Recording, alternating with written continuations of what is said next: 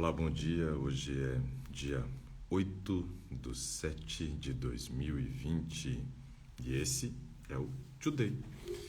O Today é um programa que nós realizamos de segunda a sexta-feira, às 7 horas da manhã, com o propósito da gente conversar com pessoas que estejam buscando transformação na sua vida e precisem de orientação, que estão buscando realmente viver uma vida diferente e precisam de orientação. E esse é o nosso propósito com o Today. Então gostaria de cumprimentar aqui todas as pessoas que estão já conosco.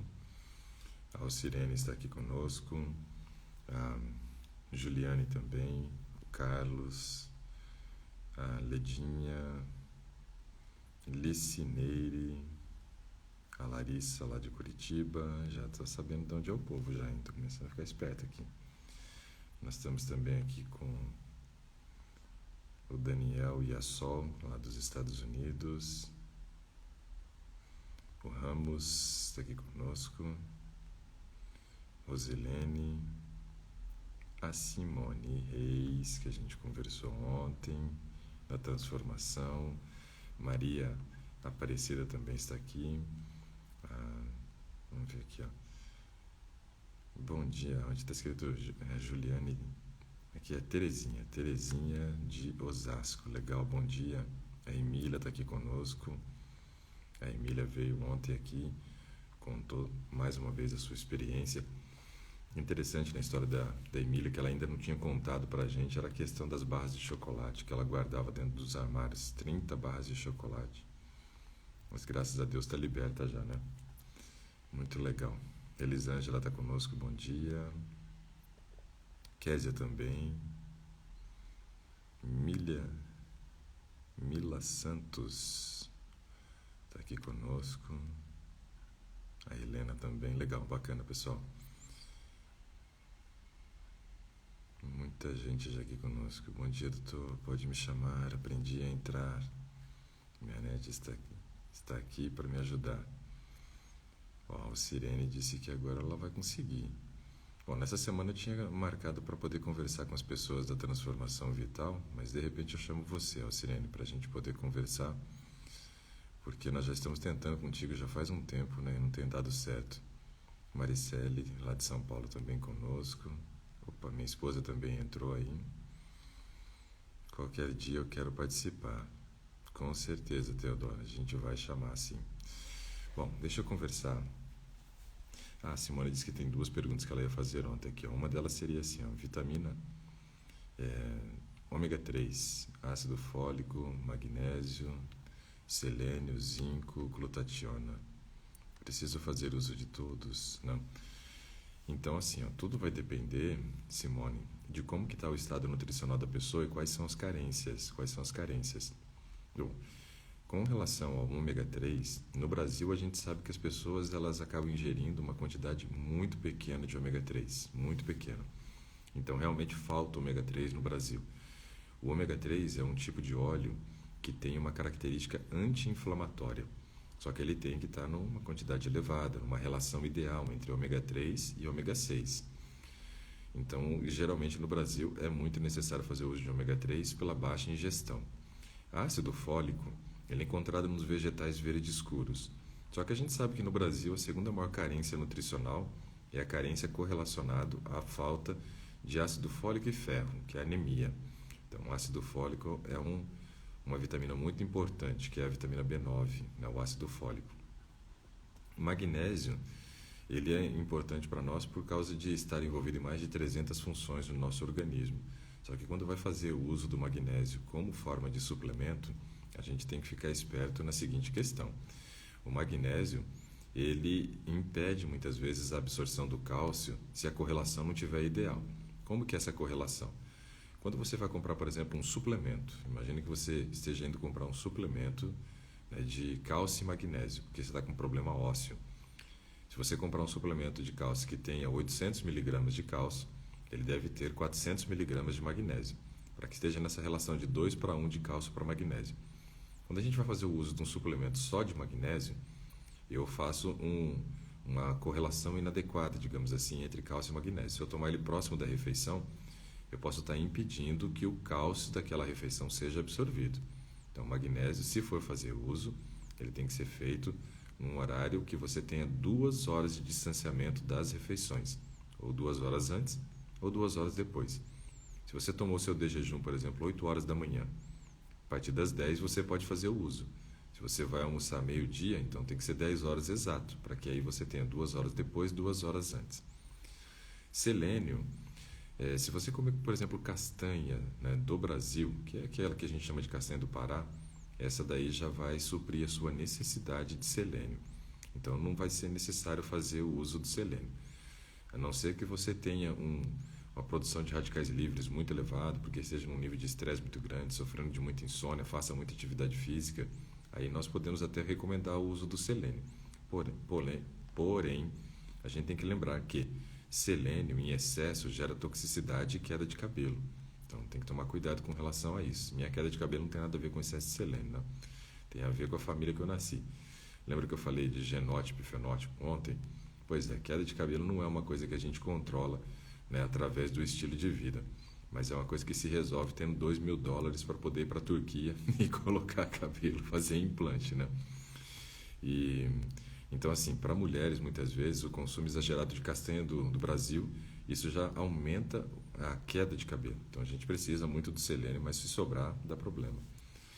O zinco, ele é um mineral muito importante para a circulação sanguínea. Então, todas as pessoas que têm algum problema de circulação sanguínea, esses daí realmente vale muito a pena fazer o uso do zinco, porque ele normaliza, principalmente para aqueles pacientes que têm diabetes. Pessoas que têm diabetes devem fazer o uso do zinco, porque melhora a circulação sanguínea. E um dos problemas que a gente percebe no diabético é uma neuropatia diabética, o zinco pode diminuir isso. Uma outra questão importante no diabético também, principalmente ali do sexo masculino, né, é a questão de muitas vezes gerar uma impotência sexual, porque começa a diminuir o fluxo sanguíneo na artéria cavernosa, que é a única artéria que nós temos ali no pênis que faz o processo de ereção, né? Então, se você é diabético e já tem começado a apresentar alguns problemas de impotência sexual, o zinco pode ser muito importante no caso.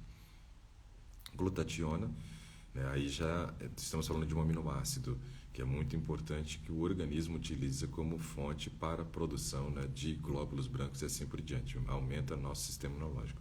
Então aí vai depender, Simone, de todos esses aspectos que devem ser considerados, né?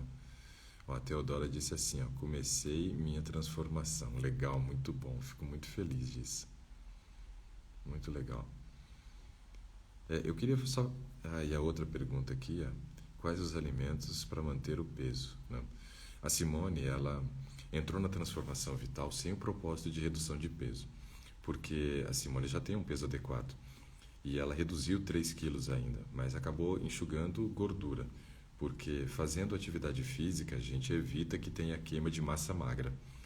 Só que é importante para pessoas que estão com baixo peso ou com peso normal e não querem, né, ganhar mais peso, ou nem perder mais peso no caso, precisam cuidar com relação à quantidade de calorias que ingerem. Então, fazer o uso de alimentos que são mais concentrados em calorias é muito importante nesse processo.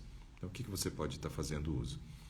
Alimentos como aveia não deve faltar no cardápio. Eu acho que a aveia é um alimento tão interessante que ela não deve faltar no cardápio nem de quem quer, né, emagrecer, de quem quer evitar o emagrecimento, quanto daquela pessoa que quer emagrecer. Então, a aveia tem que estar presente nos dois. Mas claro que a quantidade muda. Pessoas que querem manter o peso ou até aumentar o peso precisam comer uma quantidade boa de aveia. Abacate é um alimento também muito interessante que deve fazer parte do cardápio de quem não quer emagrecer. Outra coisa que a gente deve lembrar é que os leites vegetais eles são concentrados em calorias se forem a partir de oleaginosas. Então, leite de castanha, leite de amendoim, né, leite de amêndoa, um leite de castanha de caju que você faça, eles são mais concentrados em gorduras. Então, esses alimentos, eles são muito indicados para pessoas que querem fazer a sua manutenção de peso ou até ganhar peso. Agora, quais seriam os leites vegetais que poderiam ser utilizados para as pessoas que querem um processo de emagrecimento, que seriam menos concentrados em calorias? O leite de aveia, o leite de arroz, é uma opção interessante. Tem muita gente fazendo de alpiste, diz que é bom. Eu ainda não tomei, então não posso dizer nada.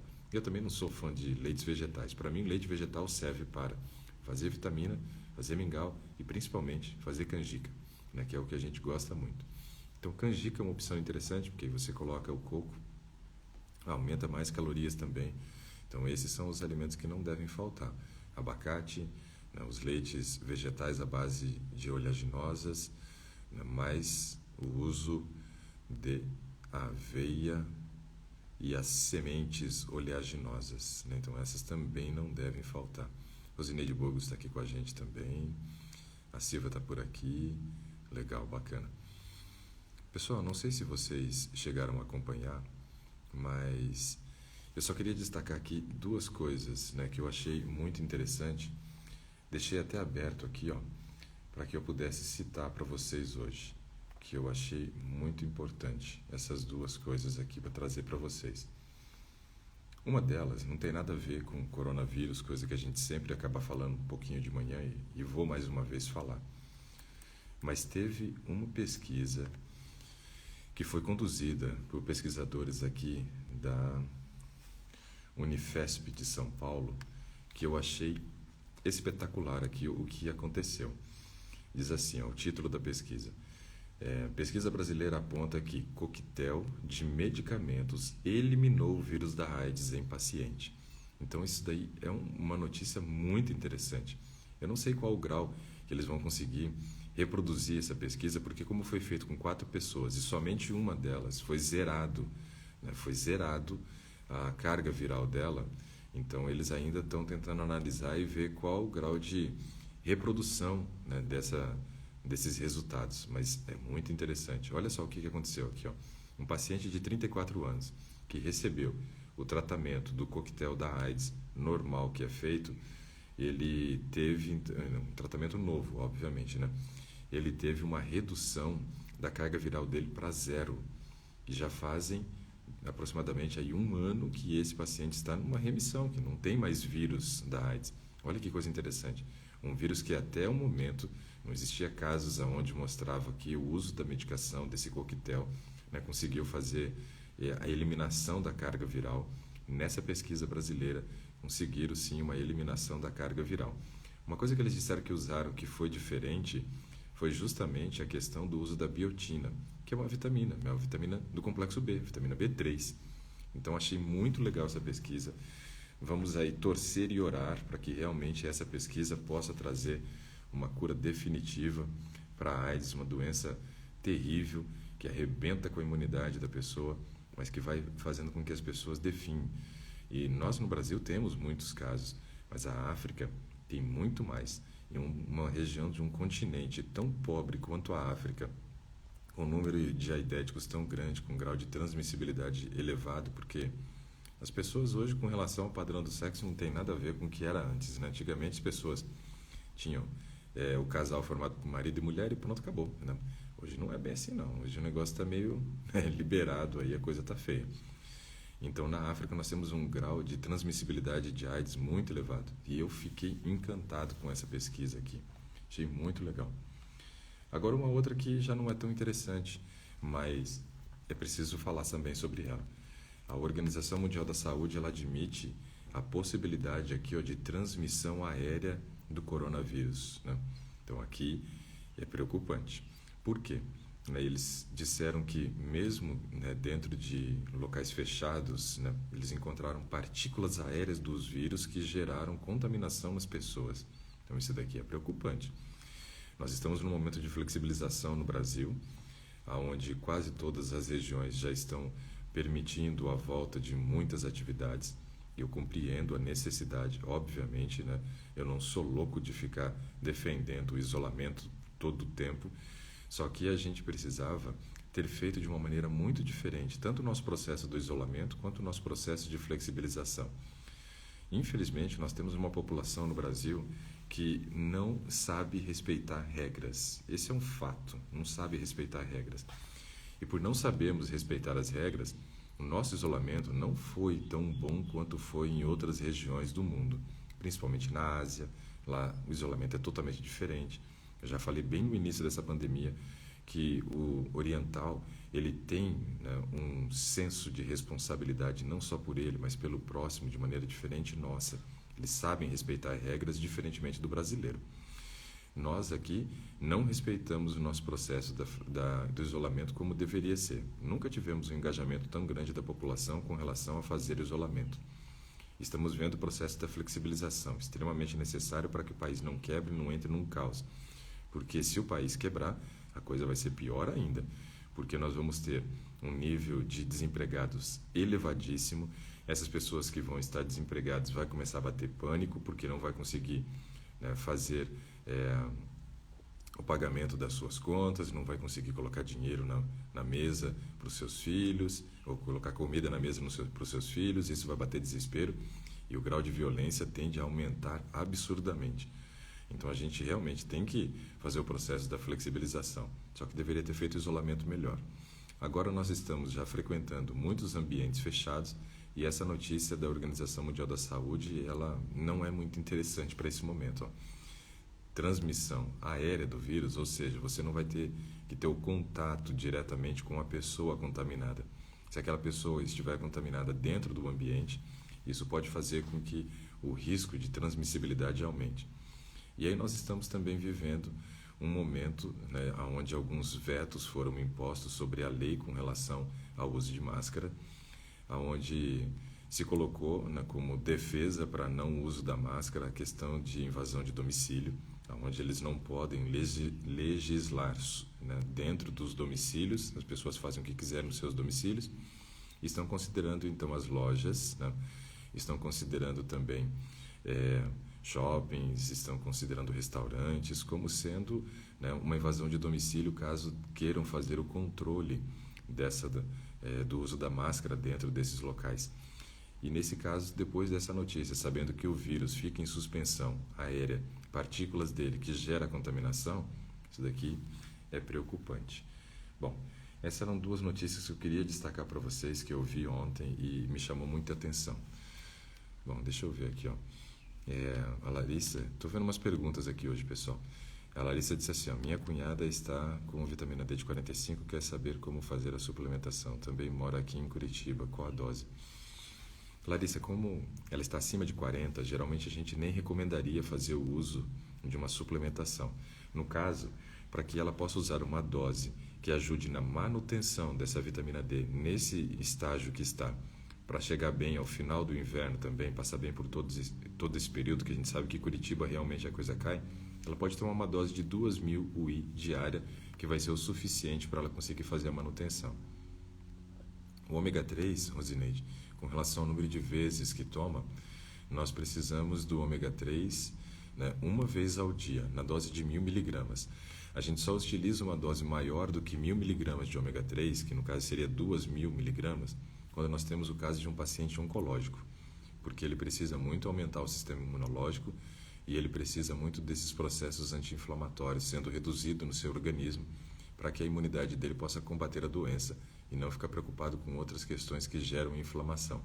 Então, no caso de pacientes oncológicos, 2.000 miligramas de ômega 3, ou 2 gramas, né? E pacientes, então, que estamos falando que não tem oncologia, 1.000 miligramas é o suficiente, né? Tem gente dizendo que está aqui, a Teodora aqui, diz que está utilizando cúrcuma, né? Cúrcuma é o açafrão da terra. Pela manhã e quer saber se é interessante para desinflamar. Sim, ele tem um poder anti-inflamatório. Então é bom fazer o uso, sim. Legal. Deixa eu ver o que mais que tem aqui.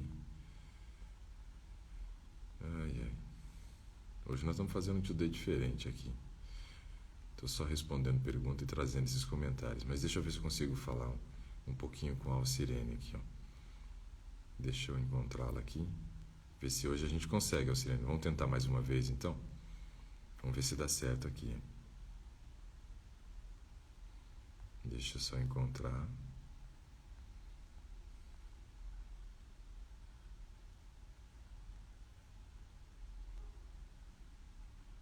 Vamos ver se hoje a gente consegue.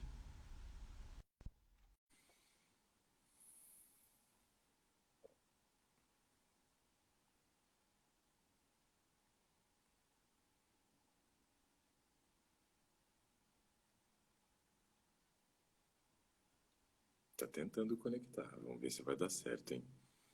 Acho que já é a quarta vez que a gente tenta falar com a Sirene, mas uma hora vai dar certo. Eu tenho certeza que a gente vai emplacar ainda essa conversa, mais cedo ou mais tarde.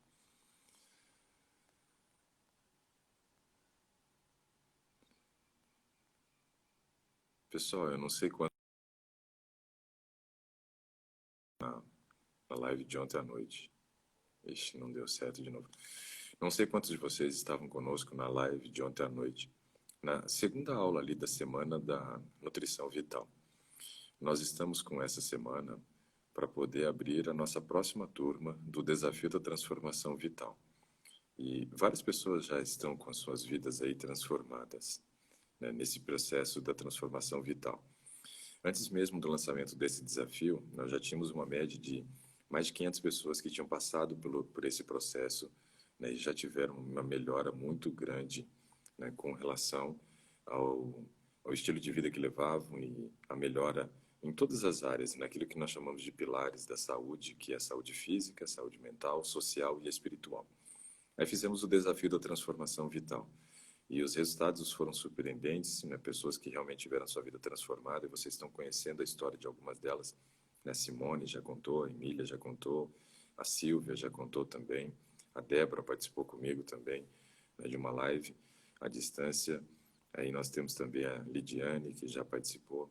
Hoje à noite eu vou estar apresentando o testemunho do Robson, né, que agora é um homem, né, que mostra que também tem resultado para homem, porque as mulheres elas têm uma dificuldade maior do que os homens para perda de peso, né? Mas elas têm um grau de intenção de mudança muito maior do que os homens. Os homens geralmente são mais acomodados, mas o Robson conseguiu a mudança dele. Ele vai falar, eu acho que já foram 5 quilos que ele reduziu nesse período de um mês, 5 quilos e pouco, que é fantástico. Mas hoje à noite eu vou passar o testemunho do Robson. Vou passar também o testemunho da Fernanda. A Fernanda é uma pessoa que entrou na transformação vital na segunda chamada. Por quê? Nós chamamos 21 pessoas, aí teve desistências, ela fazia parte da lista de suplentes, e aí foi convidada a participar. Então ela tem menos tempo de transformação vital do que as outras pessoas, né? Ela deve ter, talvez, eu acho que 15 dias a menos. Então ela está na metade do processo dos 28 dias e ela já teve resultados surpreendentes. Eu vou mostrar hoje à noite, né, o testemunho dela. Mas o que é interessante dentro desse processo é que em tão pouco tempo a gente já consegue fazer uma mudança tão grande, ter resultados tão espetaculares que isso me encanta, né? Deixa eu ver aqui, ó. A Thaís fez uma pergunta aqui para mim. Ó. Crianças também avaliam a dose para suplementação como a do adulto com relação à vitamina D. Thaís, em casa, como que eu trabalho com as minhas filhas com relação à suplementação de vitamina D? Minhas filhas, elas têm 7 anos e 11 anos. Nós damos uma dose para elas, né, da seguinte forma. Eu forneço uma dose aproximada de 2.000 UIs diárias para ela. Então, como nós temos uma vitamina D aqui, que tem 5.000 UI, então elas tomam 3 cápsulas na semana, que daria 15.000 e dá uma dose aproximada de 2.000 UI. Só que as minhas filhas, elas também tomam sol. O problema é que hoje as crianças elas passam muito tempo diante de computadores, tablets, celular e assim por diante. E isso faz com que ela não esteja se expondo ao sol. Nós temos a prática aqui em casa que quando sobra um tempinho a gente vai ali para o sol, no sol do meio-dia, elas ficam brincando ali fora, sentam comigo numa cadeira para poder tomar sol. Então, como elas são crianças que tomam sol, 2.000 UI que nós estamos usando diariamente para elas, isso daí já ajuda no processo de manutenção delas também, porque estava normal. Mas quando a gente está baixo, a gente tem que lembrar que precisa ser reposto. E a reposição tem que ter sobra para que o organismo realmente consiga fazer a absorção daquela vitamina D e possa construir então um estoque. A nossa necessidade diária são de 400 UI. 400 UI é a quantidade que eu preciso, né, de vitamina D diariamente, mas não quer dizer que usando 400 eu vou absorver 100%. Então tem que usar uma dose maior. Por isso que a gente usa uma dose de 2.000 aqui, mas a delas está normal, né? E tem outra pessoa que fala assim, ó, toma vitamina D aqui de 10.000 I mais K2 MK7, né? Tudo manipulado, ótimo, é uma dose boa. 10.000, usar por um período, não precisa ficar usando direto, não. Aqui tá dizendo que o meu áudio tá oscilando, mas eu tô com fone, hoje era para estar tudo normal.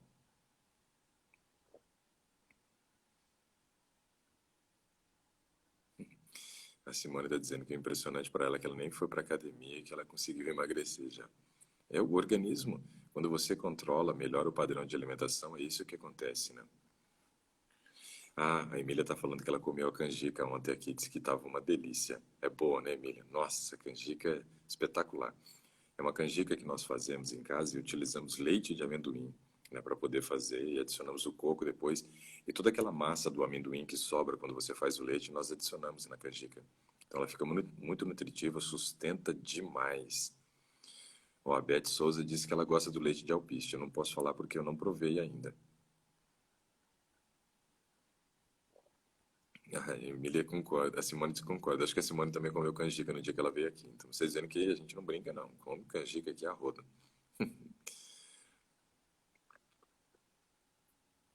Uma pessoa pergunta o que é bom para comer de manhã. Então deixa eu explicar um pouquinho. Dentro de todo esse processo da transformação vital, a gente trabalha com análise de 10, né, aspectos da nossa vida que fazem referência àqueles 4 pilares que eu falei para vocês. Dentro desses 10 aspectos, um deles que nós avaliamos é a questão do padrão de alimentação. O processo ele é muito bem conduzido porque eu não sei exatamente qual é a área de prioridade sua. Então, nós temos que fazer todo o processo de avaliação dentro dos participantes da transformação vital. Nem todo mundo teve a mesma coisa como prioridade. Alguns tiveram como prioridade a alimentação, outros tiveram como prioridade o sono inicialmente, outros o exercício físico, outros começaram o processo da mudança, como foi o caso da Emília, pela questão da gestão do tempo, né? Outros começaram pela parte da saúde espiritual. Então, cada pessoa tem as suas necessidades. Quando a gente fica dando tiro no escuro aqui, a gente fala de uma maneira muito genérica. E isso faz com que a gente não tenha, né, um grau de acertabilidade, será que existe essa palavra? Um grau de acerto tão grande. E isso faz com que eu dê indicações que não vai surtir o resultado que eu quero dentro do processo da transformação. Então, estar dentro do processo da transformação é a melhor coisa, porque nós vamos conduzir o caso de uma maneira adequada. Mas com relação ao padrão de alimentação, o que a gente precisa pensar é o seguinte: o que eu busco quando eu vou fazer uma refeição? Eu estou buscando naquela refeição só o prazer que está embutido na refeição, geralmente, porque eu como carboidrato, porque tem gordura ou tem estimulante, ou estou buscando realmente uma boa nutrição? O que a gente sabe hoje é que as pessoas buscam o alimento como uma válvula de escape para suas emoções e acabam utilizando somente, então, alimentos que focam na produção de dopamina cerebral. Prazer. É só o prazer que é importante naquela refeição, não a nutrição. Dentro da metodologia toda, nós enfocamos a necessidade de olhar para o alimento como sendo uma fonte de prazer, como sendo uma fonte também de se associar com outras pessoas, sociabilizar, né? Porque nossas emoções estão muito pautadas e construídas também com relação às refeições que fizemos juntos com a família, aqueles encontros de família que acontecia e tal. Isso tudo faz com que o alimento tenha muito mais do que o aspecto nutritivo para nós. E é importante esses outros aspectos. Mas olhar para o alimento como sendo sua fonte básica de nutrição, porque é dali que vai vir os nutrientes para você se manter vivo, isso é muito importante. E aí temos que lembrar o seguinte: nós precisamos, dentro da nossa alimentação, oferecer fontes de vitaminas e minerais, precisamos ter boas fontes de fibras, mas devemos observar aqueles nutrientes que nós chamamos de macronutrientes, que são aqueles que vão fornecer energia para o nosso organismo, ou seja, o carboidrato, a proteína e a gordura.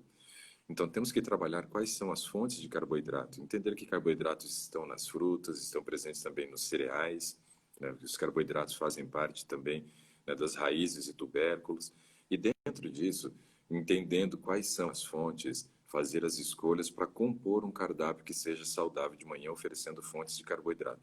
Proteína, tenho tanto de origem animal quanto de origem vegetal. Então eu tenho carne, queijo, leite e ovos, que são fontes de proteínas. Não são as proteínas que eu faço uso hoje, e nem as que eu faço recomendação hoje, porém são fontes de proteína sim. E aí a gente tem que lembrar que pessoas que fazem o consumo desses alimentos têm que entender que elas são fontes de proteína, mas não é muitas vezes o suficiente, tem que consorciar com uma outra proteína. E aí nós temos aveia como fonte de proteína, quinoa, amaranto, e todas as leguminosas, feijão, grande bico, lentilha, ervilha, soja, tremoço, amendoim. E dessa forma a gente vai entendendo quais são os alimentos fontes das proteínas para compor, mais uma vez, um cardápio equilibrado pela manhã ou em qualquer outro horário do dia. E as fontes de gordura, né? Que temos frutas como abacate, temos o coco, o buriti, o piqui. E aí você tem também as sementes oleaginosas, né? Onde você tem linhaça, chia, gergelim, né? Tudo isso, girassol, como sendo fonte também de óleo. Temos, além disso, ainda o amendoim, que é uma fonte de proteína, mas também é fonte de gordura. E quando a gente começa a olhar para os alimentos e pensar o que ele me oferece, nós temos uma oportunidade justamente de montar os cardápios equilibrados que estão surtindo esses resultados fantásticos para as pessoas da transformação vital. Eu não sei se eu vou lembrar de todo mundo aqui, né, que já contou para nós, mas ó, a Simone, ela reduziu 3 quilos. A Silvia, acho que foram 6 quilos em um mês. A Emília foram 6,9 kg, mas com uma semaninha a mais ali, a Emília já está com 7,5 kg. Uma semana e meia, mais ou menos, já deu 7,5 kg de redução. O Robson foram 6 quilos, 5 quilos, né? 5 quilos. A Lidiane, eu acho que foram 2 ou 3 quilos que ela comentou com a gente. Então, veja, só ajustando. Então, não é necessário você ficar seguindo aquele cardápio restritivo, onde vem com os valores calóricos determinados. Eu tenho aqui no meu computador, dessa época que eu fazia prescrição de cardápios, uma média aqui talvez de uns 300 a 400 cardápios, que foram o número de pacientes que eu atendi e acompanhei nesse período aí dos meus 4 a 5 primeiros anos de formado. A gente leva um tempo para construir uma carteira de cliente, mas foram de 400 a 500 cardápios, né, que foram montados aqui individualmente, pensando na redução de peso. Todos eles com valor calórico estabelecidos, dizendo o que deveria comer em cada horário. Só que isso não surtiu o resultado duradouro que eu esperava na vida dos pacientes. O que surte um resultado duradouro é conhecimento, é você adquirir conhecimento. E quando você adquire o conhecimento, tem um entendimento de como equilibrar e fazer a montagem do seu cardápio, entendendo que você tem uma quantidade de calorias que tem que ser oferecida pela manhã, outra na hora do almoço, à noite fazer um ajuste calórico para baixo, porque o organismo precisa de muito menos calorias, tem surtido esse tipo de resultado que vocês estão vendo. Resultados que, para mim, são surpreendentes. Porque quando trabalhava com cardápio na clínica, nós estabelecíamos um valor calórico, né, de 850 a 1.100 calorias. Era esse o valor que eu trabalhava com os cardápios dos pacientes, esperando que eles tivessem uma redução média de 1 quilo por semana, o que dava um total de 4 quilos ao mês. No processo da transformação vital, estou falando para vocês que as pessoas que reduziram menos, reduziram 3 quilos. E ainda foi a Simone que nem queria reduzir peso, né? Mas as pessoas que tinham nessa possibilidade de reduzir peso porque estão acima do peso e precisavam disso, eles tiveram uma redução média de 5 a 7 quilos em um mês. Ou seja, alguns chegaram até 7,5 kg, no caso da Emília, quase dobrando, né, a expectativa que a gente tinha de emagrecimento na clínica com cardápio restritivo. Então, eu gosto de entender que hoje cada um precisa ter a liberdade para montar o seu cardápio, baseado naqueles alimentos que ele gosta, mas entendendo o que deve ser prioritário ou ser observado na hora de fazer a montagem do cardápio. Isso é muito importante. Autonomia.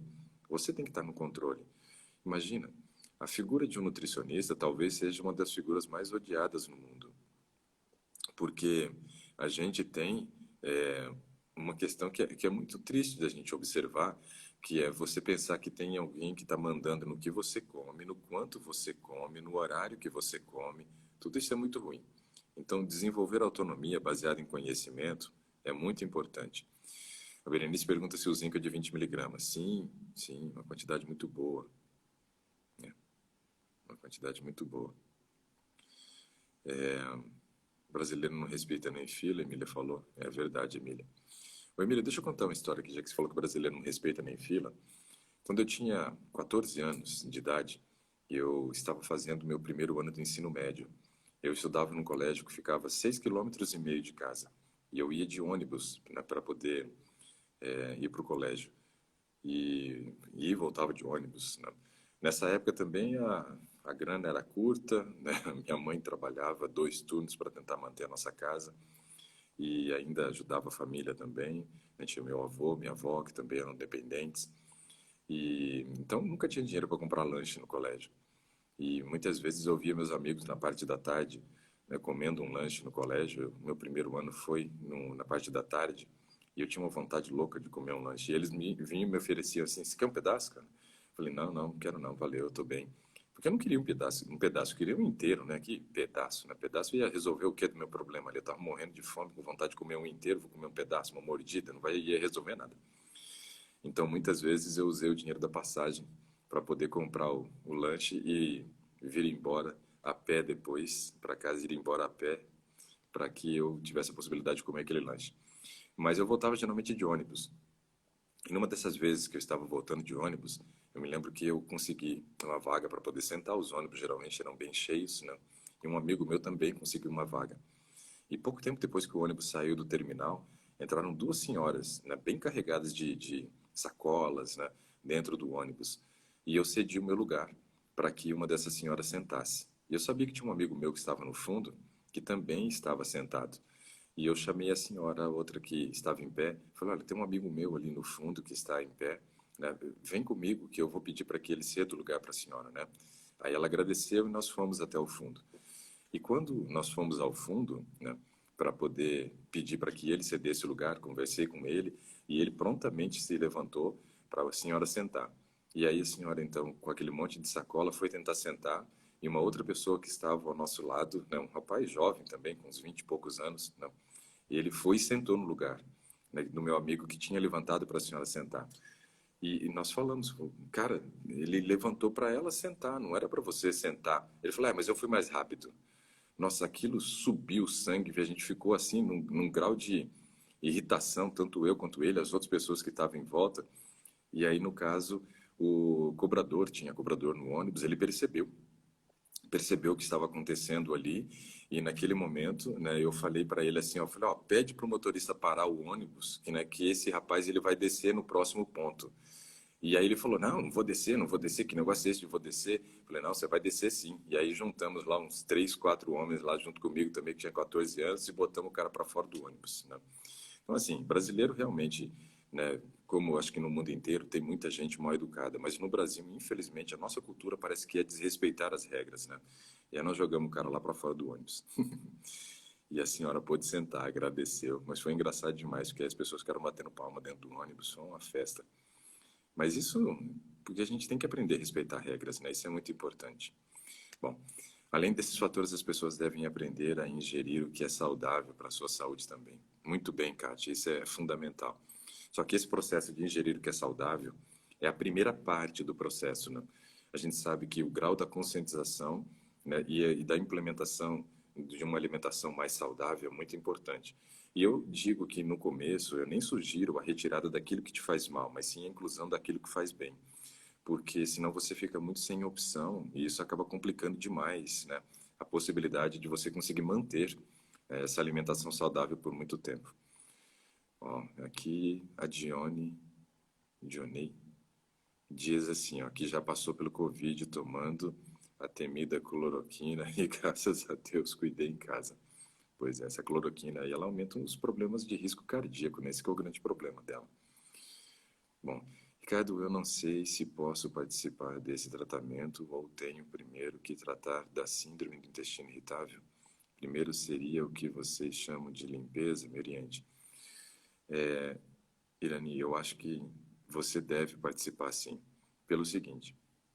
Síndrome do intestino irritável, ela tem uma relação direta com o padrão emocional.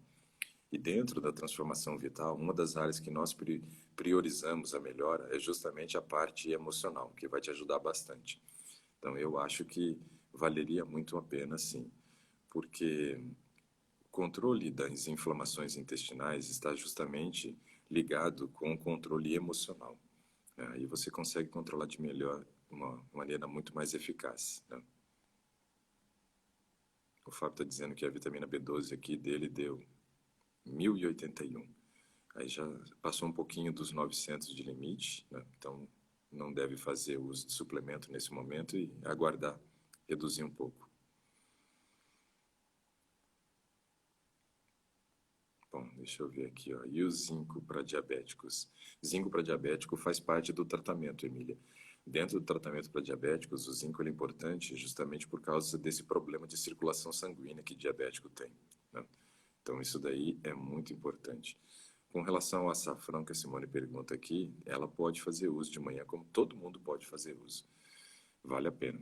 A Ariane pergunta assim, ó, A Ariane também é uma pessoa que teve resultados fantásticos aí com esse mesma metodologia da transformação vital, nós estamos aplicando para ela e resultados ótimos, né, Ariane? Depois você podia contar, Ariane, como é que foram os seus resultados. É preciso fazer exercícios aeróbicos ou podemos fazer apenas a musculação? Não, Ariane, o aeróbico ele também é interessante. Só que os aeróbicos são exercícios que você consegue fazer numa intensidade elevada e num curto espaço de tempo.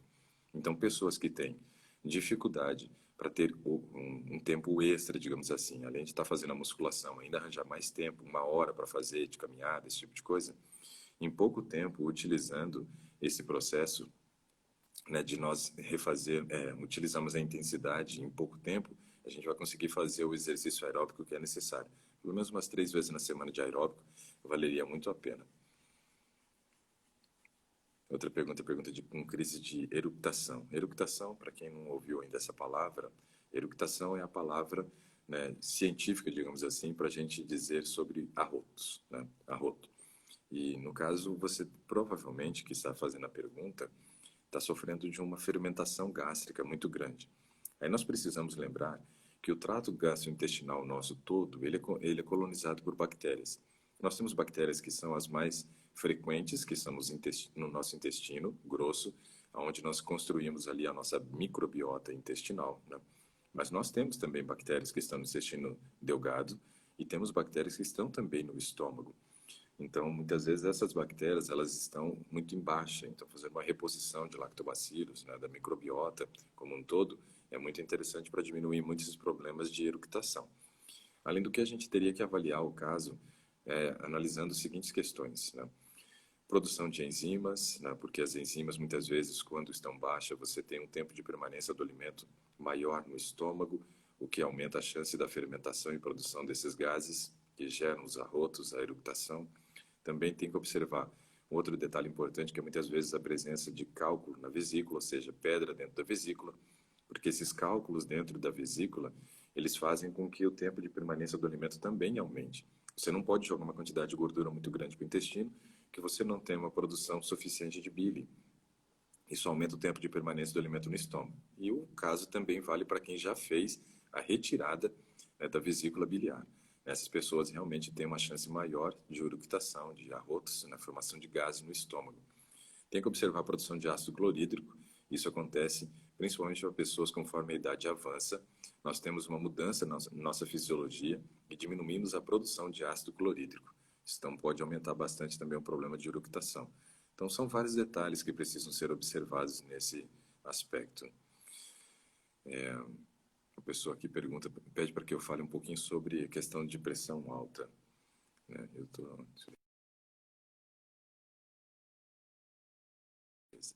Dei uma travadinha aí, mas é porque eu fui ver a hora, tá? Com relação à hipertensão, algo que eu queria então destacar é o seguinte: nós temos, obviamente, algumas condições favoráveis que fazem com que a hipertensão se manifeste na nossa vida. Quais são elas, né? A principal delas é o aumento de peso. Então, o aumento de peso é o que mais gera sobrecarga de trabalho ao coração. Então, é muito importante estar dentro de um peso ideal ou um peso que a gente considera saudável, porque peso ideal é uma coisa muito complicada da gente determinar. Eu dei aula durante, acho que 3 anos, acho que foi isso, por uma pós-graduação na área de psiquiatria para médicos. E eu dava justamente a disciplina responsável por falar sobre transtornos alimentares. Dentre os transtornos alimentares, a gente trabalhava a questão da obesidade. E eu discutia muito com esses médicos, né, a questão do peso ideal. Porque quando a gente olha para o IMC, tem um lastro muito grande, né, vai de 18,5 até, né, 24,9, tudo isso é considerado normal. Qualquer IMC dentro dessa faixa etária toda é normal. E eu não vejo que essa é a melhor forma de a gente ficar pensando com relação à normalidade de peso. Eu acho que mais importante do que analisar somente a questão do peso é analisar o percentual de gordura. Então, eu sempre trabalhei, né, com esses médicos nessa pós-graduação de psiquiatria que eu dei aula, nessa questão de discutirmos o que mais relevante do que o peso ideal é você pensar numa composição corporal ideal, onde você vai ter uma redução de massa gorda e um aumento de massa magra. Então, isso é importante para nós. Quando a gente pensa no percentual de gordura, para homens seria ideal que homens que não estão na terceira idade estivessem com seu percentual de gordura abaixo de 15 e mulheres abaixo de 25. Aí sim, nós falaríamos né, de uma condição onde geraria menos sobrecarga de trabalho ao coração, ajudando o controle da pressão sanguínea. Então, esse é um aspecto, o peso, mas principalmente com o foco, né, na massa corporal, tanto de gordura quanto de músculo. Segundo aspecto importante é que as pessoas hoje consomem uma quantidade de sal muito grande. Antigamente, as pessoas tinham uma alimentação natural, comiam alimentos in naturas, não eram alimentos industrializados, e o sal que eles faziam ingestão era aquele sal que era utilizado para cozinhar, na hora da preparação culinária. Hoje não é mais assim. Hoje, além do sal que nós temos na preparação culinária, nós temos todo o sal ou sódio que foi adicionado nos produtos industrializados com alguns propósitos. Obviamente, sal dá sabor, então aumenta a palatabilidade do alimento, deixa ele mais gostoso. Porém, o sal ele é utilizado porque ele é uma molécula que também tem uma característica de reter a água, ou seja, ele promove o processo de desidratação nesses alimentos industrializados, o que aumenta o tempo de validade do produto. E para a indústria é importante. Os alimentos perecíveis são alimentos que precisam ter consumo rápido. Porém, outros alimentos, se fossem na condição perecível, estragaria muitos deles no supermercado, nas gôndolas. O que eles fazem então? Eles adicionam sal e o sal aumenta o tempo de prateleira do produto. Então, o grande problema hoje com relação ao padrão de alimentação e hipertensão é o uso dos produtos industrializados muito concentrados em sódio, fazendo com que a gente ultrapasse e muito, né, a quantidade de sódio que a gente pode ingerir ao dia. Então, esse é um grande problema. E como o sódio é uma molécula que retém água, quando ele atinge a nossa corrente sanguínea, ele aumenta o volume de sangue. Ele faz com que a água fique presa ali no sangue. Essa água que foi aumentada, que foi incrementado ao seu sangue, aumenta o volume, gerando um quadro que a gente chama de hipervolemia. E isso gera sobrecarga de trabalho ao coração e aumenta a pressão. Outro aspecto importante para a questão da hipertensão é nós pensarmos no nível de cortisol, que é o hormônio do estresse. Esse hormônio do estresse, ele gera vasoconstrição periférica, faz com que o sangue fique mais concentrado na região de abdômen, do tórax e do crânio. Se eu tenho um aumento de volume de sangue nessas regiões, eu gero um quadro de hipertensão. E aí é importante nós analisarmos o seguinte: o nosso nível de cortisol tem uma relação direta com a produção de serotonina a nível intestinal, com o horário de sono que nós temos, com a questão da atividade física que fazemos ou não. Então, o controle do cortisol é muito importante para evitar uma hipertensão e controlar também o problema de hipertensão para quem já tem. E uma outra causa também que gera um favorecimento do aparecimento da hipertensão é o aumento da glicose sanguínea, ou seja, pacientes diabéticos tendem a desenvolver em algum momento uma hipertensão também, porque o sangue vai ficando mais viscoso, vai sendo difícil controlar aquela quantidade de glicose, aumento tanto o processo de atrito nos vasos sanguíneos, que pode desencadear também uma aterosclerose, como um trabalho exagerado do coração, na tentativa, então, de manter, né, esse nível normal de osmolaridade sanguínea. E aí, no caso, aumenta, né, aumenta o trabalho do coração. Bom, então essas são as principais características para a questão da hipertensão. Inflamações de tendões, né? Uma pessoa pergunta. Olha, quando a gente pensa em inflamação de tendão, é tendinite, né? E aí, em tendinite, nós temos algumas coisas que podem ser feitas, né? O que, por exemplo? A primeira delas é diminuir a sobrecarga de trabalho, né, para esses tendões, ou seja, precisa dar repouso. Quem está com tendinite, ele não pode fazer atividade física que envolva o trabalho desse tendão, tem que dar descanso, isso é importante. Eu já tive tendinite, por exemplo, no cotovelo, né, na época que eu estava fazendo musculação. Então, não eram todos os exercícios de musculação que eu conseguia fazer. Principalmente exercícios que recrutavam o tríceps, era onde eu sobrecarregava o tendão e sentia muitas dores. Então, nesse momento, eu não parei de fazer musculação, mas eu fazia exercícios que não sobrecarregavam esse tendão, então fazia exercício para bíceps e também para as costas, mas peito e tríceps eu precisei parar por um tempo, até que eu conseguisse recuperar. Então, o descanso para o tendão é muito importante. Também fazer aquelas compressas, né, frias ajuda muito no processo de tratamento de tendinite, mas algo que eu acho interessante é que muitas vezes nós temos uma dieta que gera inflamação. Essa dieta que gera inflamação, né, que é o nosso padrão ocidental de dieta, piora muito qualquer processo que a gente tem inflamatório, seja para um diabetes, seja, né, para uma tendinite, né, seja para qualquer doença inflamatória que nós tenhamos. E aí nós vamos voltar de novo no ômega 3. Por que voltar de novo no ômega 3? Porque o ômega 3, ele tem um papel anti-inflamatório. E o ômega 6, ele tem um papel pró-inflamatório. Ou seja, um gera inflamação e o outro controla a inflamação. Isso não quer dizer que eu não vá comer mais ômega 6. Eu preciso do ômega 6. Tanto um quanto o outro são muito importantes para a construção das membranas que envolvem os nossos neurônios, né? A membrana que envolve, né, toda a nossa medula espinhal, né? Formação ali da membrana aracnoide, duramatra, esse tipo de coisa. Preciso dessas gorduras, é muito importante.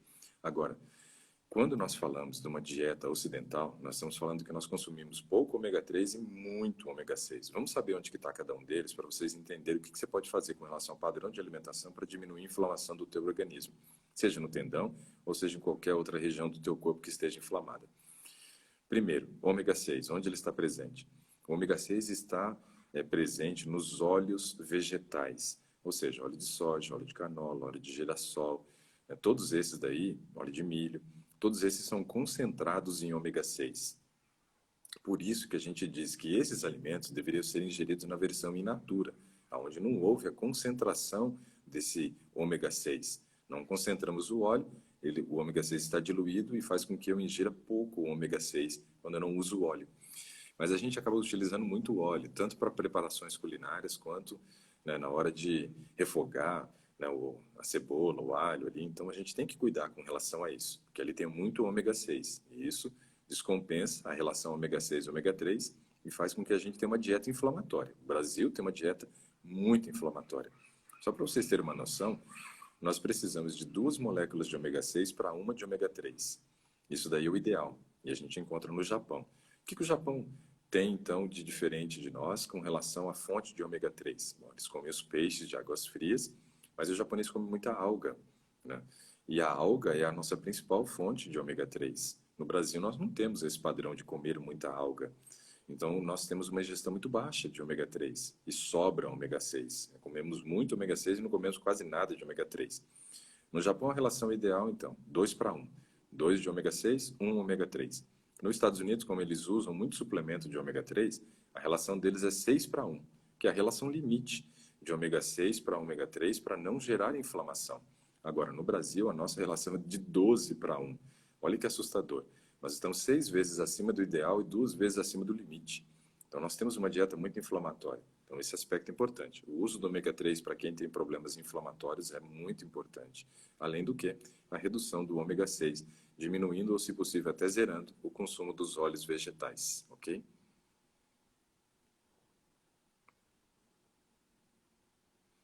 Bom, vamos ver o que mais que nós temos aqui, ó. Acho que tem bastante gente aqui que já entrou lá no programa da Transformação Vital. Legal, feliz. É um excesso de eructação, já falei. Foi show.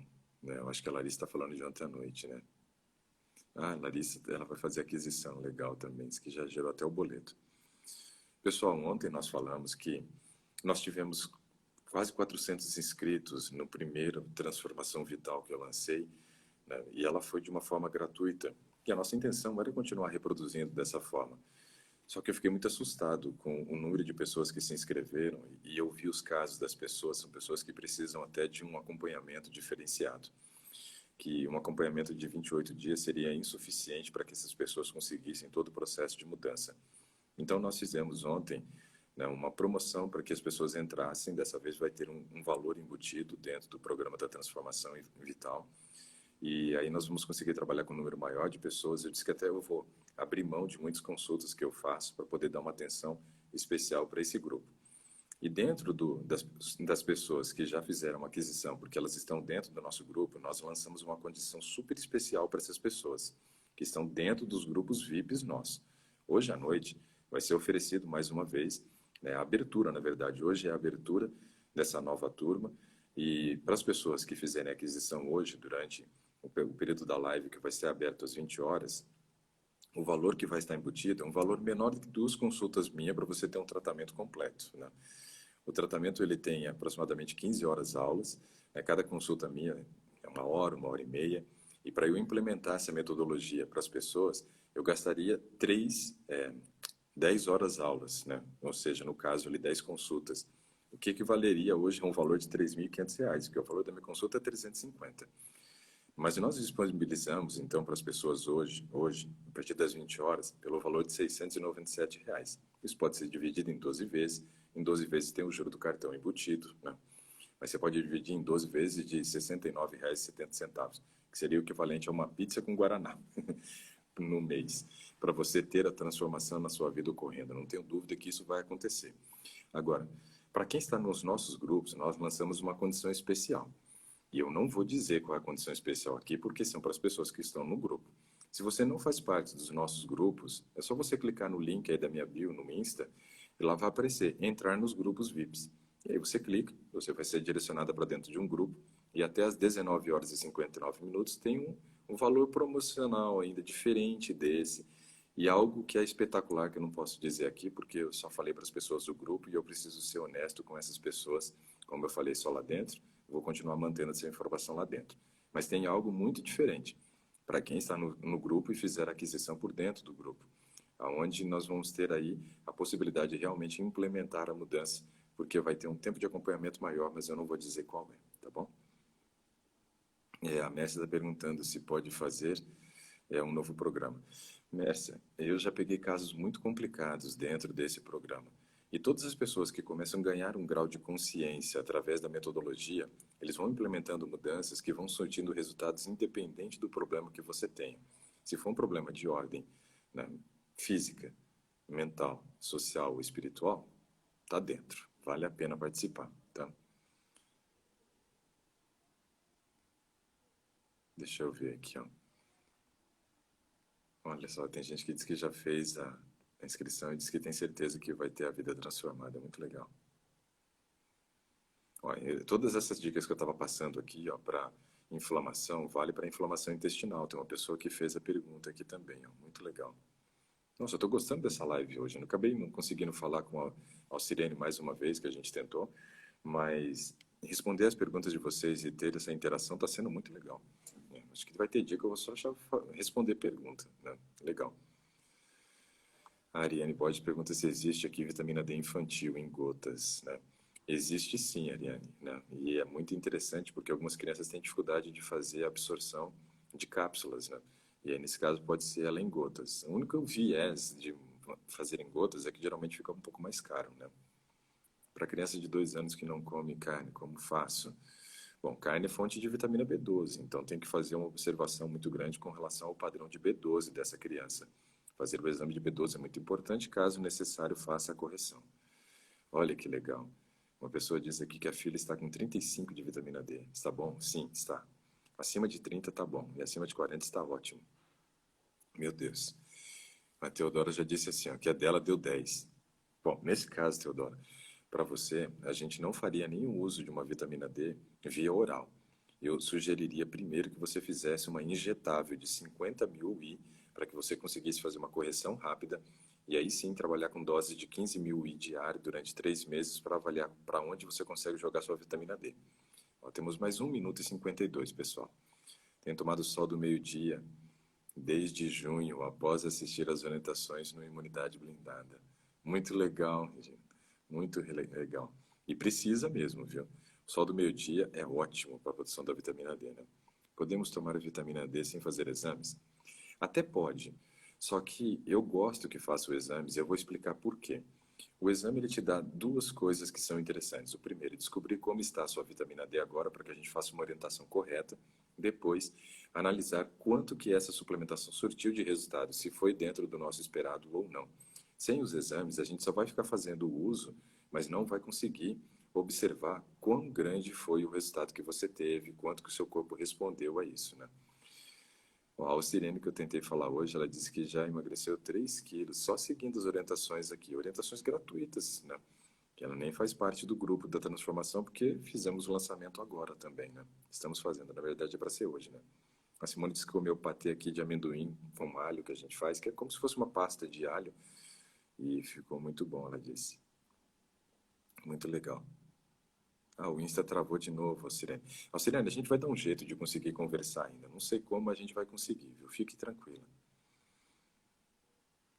Bom, Nós temos mais 29 segundos. Deixa eu só reforçar o convite para vocês. Pessoal, hoje eu vou dar a terceira aula da Semana da Nutrição Vital. Eu já disse para vocês que está aberto a inscrição para as pessoas que estão dentro do grupo para poder entrar no programa.